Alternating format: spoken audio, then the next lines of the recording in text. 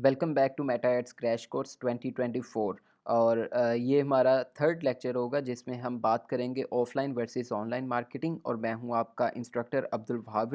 और हम आज के लेक्चर को शुरू करते हैं। इससे प्रीवियस हमारे दो लेक्चर्स हो चुके हैं। अगर आपने नहीं देखे तो यहाँ पे आप आई बटन पे आपके पास टॉप पे शो हो जाएगा, तो आप वहाँ से देख सकते हैं प्रीवियस लेक्चर्स को भी। ठीक है, ये टोटल 20 लेक्चर्स होंगे और आप अगर इसके अंदर रजिस्टर्ड हैं तो ठीक है, अदरवाइज़ अगर आप रजिस्टर्ड नहीं हैं तो हमारी जितनी भी आउटलाइंस होती हैं उसके नीचे रजिस्ट्रेशन नंबर अवेलेबल होगा, वहाँ पे आपको सिंपली कॉन्टैक्ट करेंगे और कॉन्टैक्ट करके ये हमारा नंबर है, व्हाट्सएप पे आप कॉन्टैक्ट कर सकते हैं हमारी टीम से और इसके लाइव Q&A को रजिस्टर कर सकते हैं। ठीक है, आज का जो लेक्चर है वो हम स्टार्ट कर लेते हैं और इसके अंदर हमारी डिस्कशन होगी कि ऑफलाइन मार्केटिंग पहले जो चलती थी वो क्या होती थी। जैसे कि हमारे पास रेडियो के ऊपर एड्स चलते थे, उसके बाद न्यूज़पेपर के ऊपर चलना शुरू हुए और टीवी के ऊपर हुए और फिर बिल बोर्ड्स वगैरह ईटीसी। ये हमारे पास कुछ एग्जांपल्स हैं जो कि ऑफलाइन मार्केटिंग की हैं। इसी तरीके से हमारे पास डिजिटल मार्केटिंग की भी कुछ एग्जांपल्स हैं, जैसे कि जोन सा दुनिया मूव होना शुरू हुई डिजिटल मार्केटिंग की तरफ, ऑनलाइन मार्केटिंग की तरफ, जिसमें सबसे पहले तो ईमेल मार्केटिंग की जाती थी, देन वेबसाइट्स बनना शुरू हुई और फिर उसके बाद डिजिटल बिल बोर्ड्स आ गए हमारे पास, जिसमें वीडियोज़ भी आप प्लेस कर सकते थे और डिफरेंट अपने आउटलेट्स को प्रमोट कर सकते थे। ठीक है, यहाँ पे हम फर्दर इसको डिस्कस करेंगे कि क्यों दुनिया जो सी मूव की ऑफलाइन मार्केटिंग से डिजिटल मार्केटिंग की तरफ। तो सबसे पहले प्रोग्राम डिपेंडेंट होना पड़ता था ऑफलाइन मार्केटिंग में। प्रोग्राम डिपेंडेंट क्या होता था कि लेट्स सपोज आपके पास एक टीवी चैनल है, कोई न्यूज़ चैनल है। हम फॉर एग्जांपल ले लेते हैं न्यूज़ चैनल को। न्यूज़ चैनल के अंदर अगर आपने कोई ट्रैवल से रिलेटेड कंपनी को प्रमोट करवाना होता है तो आपको कोई ऐसा प्रोग्राम ढूंढना पड़ता था जिसकी ऑडियंस उस वक्त एक्टिव हो, क्योंकि न्यूज़ के अंदर मल्टीपल ऑडियंस है। किसी वक्त आपके पास कुछ एक्शन से रिलेटेड चीज़ें दिखाई जाती थी, थ्रिलिंग दिखाई जाती थी कंटेंट, या फिर आपको न्यूज़ दिखाई जाती थी, तो वो ऑडियंस ज़रूरी नहीं है कि ट्रैवल करती हो। तो ऐसा प्रोग्राम ढूंढना पड़ता था जो ट्रैवल से रिलेटेड बातचीत करता हो और वहाँ पे उसकी ऑडियंस एक्टिव हो और उसके बाद आपका ऐड प्लेस किया जाए। तो आपको स्पेसिफिक प्रोग्राम के बाद ही एडवर्टाइजमेंट प्लेस करनी पड़ती है। तो इस वजह से आपको एक तो प्रोग्राम डिपेंडेंट होना पड़ता था, देन सेकंड नंबर पे आपके पास प्राइम टाइम डिपेंडेंसी चाहिए होती थी। अब टीवी के ऊपर ये होता है कि आपके पास एक प्राइम टाइम होता है। लेट्स सपोज के रात को 12 बजे, दोपहर को 12 बजे, रात को 3 बजे, दोपहर को 3 बजे और शाम के 6 बजे और रात के 9 बजे। ये कुछ टाइम्स होते थे जिस टाइम फ्रेम के ऊपर टीवी के अंदर ऑडियंस जो सी है वो सबसे ज़्यादा एक्टिव होती थी। ठीक है, तो वो टाइम आपको देखना पड़ता था कि जिस टाइम ज़्यादा से ज़्यादा लोग टीवी देख रहे हो, क्योंकि आपने वहाँ पे ऐड प्लेस करना है तो आपको ज़्यादा से ज़्यादा रीच मिल सके। ठीक है, उसके बाद आपको शॉर्ट टर्म एडवर्टाइजमेंट करनी पड़ती थी, क्योंकि आप जब प्रोग्राम्स वगैरह के बाद एक तो ऐड चलाते हो, फिर प्राइम टाइम भी ऐड होता है और आपने फिर अपनी एडवर्टाइजमेंट आप 10 सेकंड से ज़्यादा बड़ी नहीं चला सकते थे और जितने ज़्यादा आप टाइम को करते हो उतना ज़्यादा आपको पे भी करना पड़ता था, क्योंकि एक ही चैनल के ऊपर मल्टीपल एडवर्टाइज़र्स आए होते थे, मल्टीपल कंपनीज इन्वेस्ट कर रही होती थी। तो जैसे कि अगर हम लेते हैं कि 5 मिनट की ब्रेक है या 4 मिनट की ब्रेक है, तो उसके अंदर कितने ज़्यादा एड्स चल सकते थे। हर कंपनी को तो नहीं कैटर किया जा सकता, तो फिर जितनी कंपनीज भी करती थी कैटर, तो उनमें भी बहुत कम टाइम के लिए आपको एडवर्टाइजमेंट करने की इजाज़त मिलती थी। 10 सेकंड की, 20 सेकंड की, इससे बड़ा ऐड नहीं होता था। तो ये आपको बड़ा इशू आता था। तो ये 3 इश्यूज़ सबसे मेजर इश्यूज़ माने जाते हैं इसके क्या कहते हैं अपना ऑफ़लाइन मार्केटिंग के। इसके अलावा अगर हम न्यूज़पेपर की बात करें तो न्यूज़पेपर में भी ये होता था कि अगर आपने कोई खबर छपवा दी है तो वो अगले दिन एक तो जाके लोगों के पास पहुंचनी है, और जब वो एक दफ़ा प्रिंट हो गया पेपर तो उसको बदला नहीं जा सकता, क्योंकि वो हज़ारों लाखों की तादाद में पेपर प्रिंट होता है और उसके ऊपर जो एक दफ़ा एडवर्टाइजमेंट हो जाती है उसको आप दरमियान में चेंज नहीं कर सकते। ठीक है, तो ये कुछ इश्यूज़ होते थे ऑफलाइन मार्केटिंग में जिसको डिजिटल मार्केटिंग ने रिप्लेस कर दिया। सबसे पहले तो ROAS, returns on ad spending. ठीक है, तो ये आपको फोकस प्लेटफॉर्म मिलते थे, मतलब आप कोई ऐड के ऊपर इन्वेस्ट कर रहे हो तो उसका कुछ ना कुछ रिटर्न आपको मिलता था। ठीक है, और ऑन बोर्ड मोर एडवर्टाइज़र, क्योंकि यहाँ पे शॉर्टेज होती थी, एडवर्टाइज़र बहुत ज़्यादा होते थे और टाइम की शॉर्टेज हो जाती थी उस वजह से।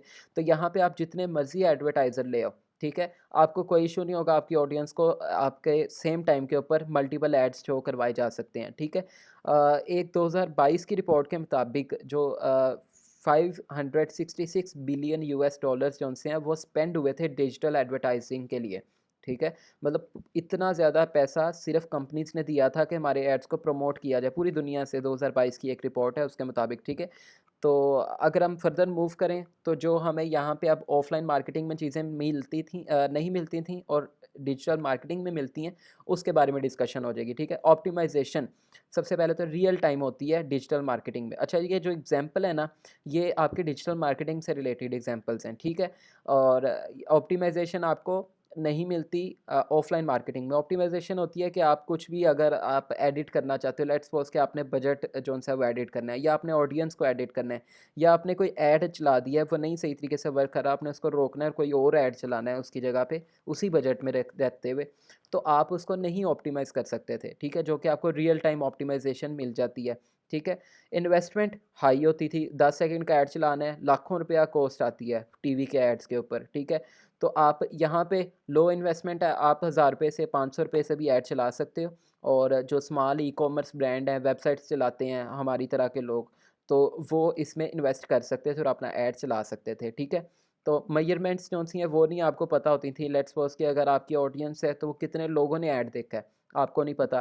कितने लोगों ने फ़ोन कॉल्स की हैं, जो आपको सिर्फ़ कॉन्टैक्ट करेगा, आपको उसी का ही पता है। जिन लोगों ने टीवी चैनल्स को किए हैं, उन लोगों ने आपको नहीं बताया। तो ये चीज़ें आप ट्रेस नहीं कर सकते थे, आपको पता ही नहीं होता था कितने लोगों ने ऐड देखा है, कितने लोगों के रिस्पॉन्स आया है, कोई भी चीज़ मैयर नहीं होती। जबकि डिजिटल मार्केटिंग में होती है, आप उसमें क्लिक्स देख सकते हो, इंप्रेशंस देख सकते हो, कितनी कन्वर्जन हुई है, सर्विस कितने लोगों ने किया है, ये सारी चीज़ों की मालूमात आपको डिजिटल मार्केटिंग में दी जा सकती है, ठीक है? कस्टमाइज़ेशन ऑलरेडी मैं बात कर चुका हूँ ऑप्टिमाइज़ेशन और कस्टमाइज़ेशन के बारे में। ये दोनों एक ही चीज़ें होती हैं कि वहाँ पे आपके पास नहीं थी ऑफ़लाइन मार्केटिंग में और डिजिटल मार्केटिंग में आप कस्टमाइज़ेशन कर सकते थे, अपनी मर्ज़ी के एड्स दिखाना, अपनी मर्ज़ी की ऑडियंस को, ये कस्टमाइज़ेशन आपके पास अवेलेबल होती हैं, ठीक है? टारगेटिंग ये भी ऑप्टिमाइज़ेशन का ही हिस्सा है कि टारगेट हम कर सकते हैं कि किस तरह के लोगों को ऐड दिखाना है और कौन-सी एज के ग्रुप को दिखाना है और कौन से जेंडर को दिखाना है। फीमेल है, मेल है, बच्चा है, बड़ा है, बूढ़ा है, आप हर चीज़ की टारगेटिंग को अपने हिसाब से सेट कर सकते हैं डिजिटल मार्केटिंग में, जो कि ऑफ़लाइन में नहीं था। ठीक है? और ग्लोबल रीच, अब जो एक चैनल है लेट्स सपोज़ पाकिस्तान का चैनल है वो बाहर नहीं देखा जाता उस हिसाब से, तो आपको ग्लोबल रीच भी नहीं मिलती थी। पर यहाँ पे आप किसी भी कंट्री के अंदर से अपनी मर्ज़ी से उस कंट्री को सिलेक्ट कर सकते हो और उसकी ऑडियंस को सिलेक्ट कर सकते हो, जो कि आपको ग्लोबल रीच प्रोवाइड करती है। ठीक है? ये कुछ चीज़ें थी जो कि हमें बेनिफिशियल हुई कि डिजिटल मार्केटिंग आई है, तो उसके अंदर हम चीज़ें देखते हैं। अच्छा, जब हम अपने एड्स बनाना शुरू करेंगे ना डिजिटल मार्केटिंग से रिलेटेड, तो फिर हमारे पास कुछ कैंपेन्स के ऑब्जेक्टिव आते हैं और ये ऑब्जेक्टिव वही हैं जो फ़नल में हमने डिस्कस किए थे। अवेयरनेस बेस में आपको क्या मिलता है? इम्प्रेशन या रीच।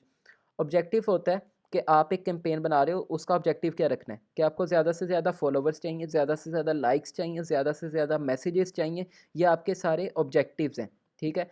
तो आपको अवेयरनेस में क्या ऑब्जेक्टिव्स मिलते हैं कि इंप्रेशन या रीच ज़्यादा से ज़्यादा मिले। इंप्रेशन और रीच जो क्या वैसे मैं आपको यहाँ पे नो हाउ थोड़ी-सी दे देता हूँ कि बेसिकली एक ऐड एक प्रोफ़ाइल पे शो होता है, ठीक है? उस प्रोफ़ाइल के ऊपर वो बंदा रिएक्ट नहीं करता, वो आपकी कहलाती रीच।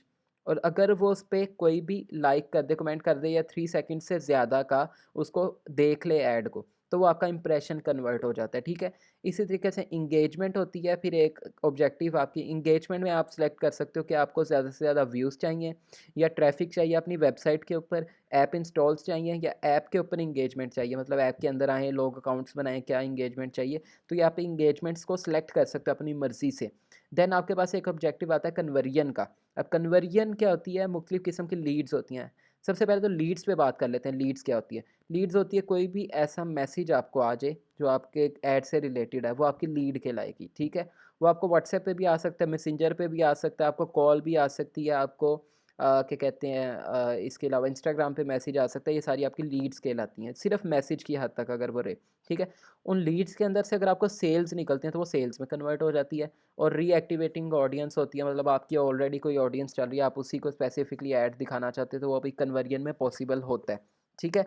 तो ये कुछ चीज़ें थी जो कि हमने डिस्कस करनी थी आज के थर्ड लेक्चर के अंदर कि ऑफ़लाइन मार्केटिंग क्यों छोड़ी गई और क्यों ज़्यादातर लोग डिजिटल मार्केटिंग की तरफ आए, तो वो हमने वजह जान ली है। स्टिल एक दफ़ा दोबारा अनाउंसमेंट कर देता हूँ कि अगर आप लोगों ने रजिस्ट्रेशन करवानी होती है लाइव Q&A सेशन की, तो वो सिंपली आपके पास नंबर है, जो कि इसकी माइनर सी फ़ीस होगी। आप इसको बिल्कुल ही ईज़िली अफ़ोर्ड कर सकते हैं, कोई भी स्टूडेंट आप सिंपली इसको रजिस्टर कर सकते हैं। वीक में 2 दिन हमारी जो-सी है वेडनेसडे को और सैटरडे को लाइव Q&A होता है। उसके अंदर जो भी आपके कोर्स से रिलेटेड इश्यूज़ होते हैं, उनको डिस्कस किया जाता है। अपना ख़्याल रखिएगा, इंशाल्लाह ताला नेक्स्ट लेक्चर में मुलाकात होती है। अल्लाह हाफ़िज़।